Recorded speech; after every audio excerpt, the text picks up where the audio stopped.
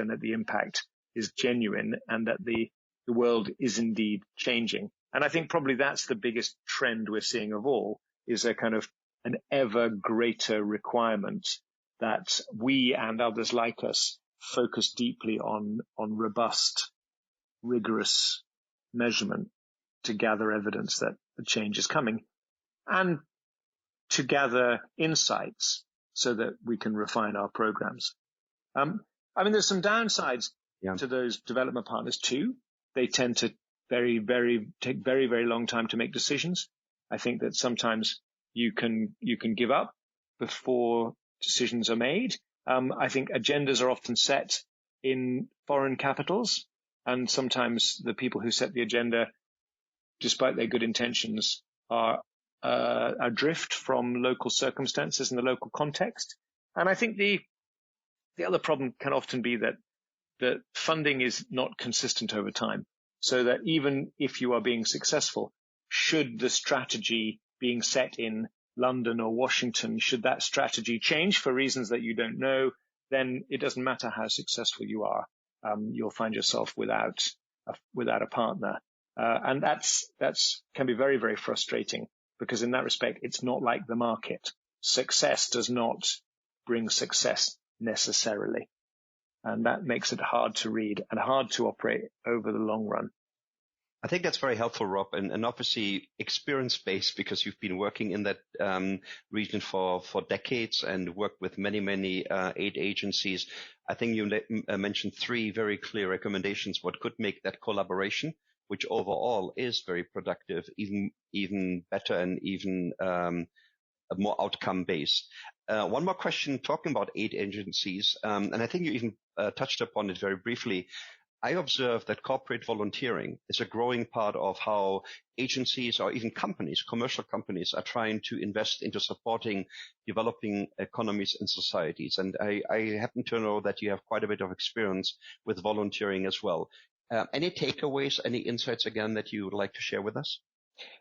I think it's been really great for us. I think that it's interesting and reassuring to me that big corporates, at least some big corporates, are making opportunities like that available to their staff. And I think what it tells me is that the world is changing, and that even those big corporates out there in the West are sensitive to the shifting appetites of their staff, and that actually the kind of the kind of global capitalist forces are being tempered by the desire of workforces all over the place to do good and to make a contribution and to be doing more than just improving the sort of stock value. So we've had a number of volunteers from several of our big corporate partners, Microsoft in particular. We're about to start working with EY in a similar way, where they send us their best and brightest for a couple of weeks to work on or sometimes longer than that, or a month, to work on some knotty issue that we've got. And I think we've had a series of really good experiences out of doing that.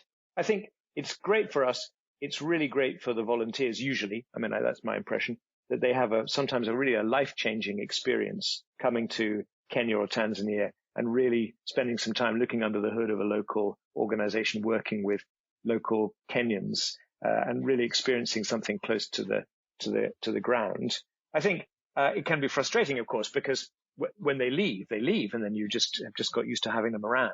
So they're not a substitute for skilled employed staff, but I think they are a brilliant boost to the people who work for us full time. And I'm sure it's a good thing for those who come. And it definitely helps us get over some knotty problems from time to time. Excellent. What's the saying again, Rob, is time is flying when you have fun? I think we have to come to an end. And I'd like to close out our little chat here with a question that, since you managed earlier in our talk to already go all the way back to the cradle of human mankind and also build the bridge to the Brexit, I know the next question will be easy for you to handle. But I'm just wondering, after all the discussion we now had, a lot of our our listeners will be in North America, will be in Europe, you name it.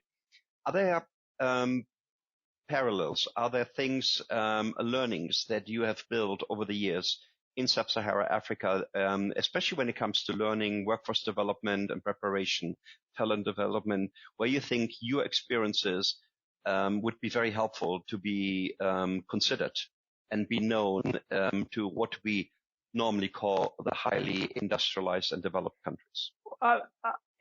As you know, as we've discussed, I've lived away from Europe for a long time, so I'm wary of assuming that I can provide wisdom back to the kind of global north. But I think in some ways, our work is, and the things we're observing in our audience may be pointers for the future elsewhere in the world. And in particular, by this I mean this challenge that the formal sector, the way it was conceived and has been constructed in the 20th century, no longer works for a very large number of people in the world. And what does that mean for the future? Is this almost post-capitalism? And what we're seeing is that our young audience in Kenya and in Tanzania are already recognizing a world which is post-capitalist and post-individualist. And actually young people are organizing themselves around things other than the pursuit of wealth. And I think it's a realistic choice for young people who know they're never going to get formal employment. They know they're never going to become cash rich. And as a consequence, they're choosing different values and different ways to advance themselves. And in particular, what we're seeing is that our audience are valuing their communities and their local societies and their local networks more highly than they're valuing money. And actually, when we ask young people, what will success be in their small business or their enterprise, their hustle? What does success look like? And over and over and over, we hear the same thing. They say, well, I'd like to make a little bit more money. I'd like to be able to pay my children's education bills. But actually, I'll know that I've succeeded when I'm able to have an apprentice who comes in and learns from me, when I've got a couple of interns and I'm able to give back to my community, and possibly when I'm able to be seen giving back, because that's when I will really have succeeded, when I'm a valued, participating member of this community in which I live, and that cash and wealth are not the indicators. They're not the way I'm going to measure my success. And I think when those volunteers come to us from Microsoft, when those guys come, they are part of that trend. They are people who are saying, I could stay here in my office and pursue a bigger bonus, or I could start thinking about my place in the world. Our young audience in East Africa are far ahead of that. They've already recalibrated their expectations.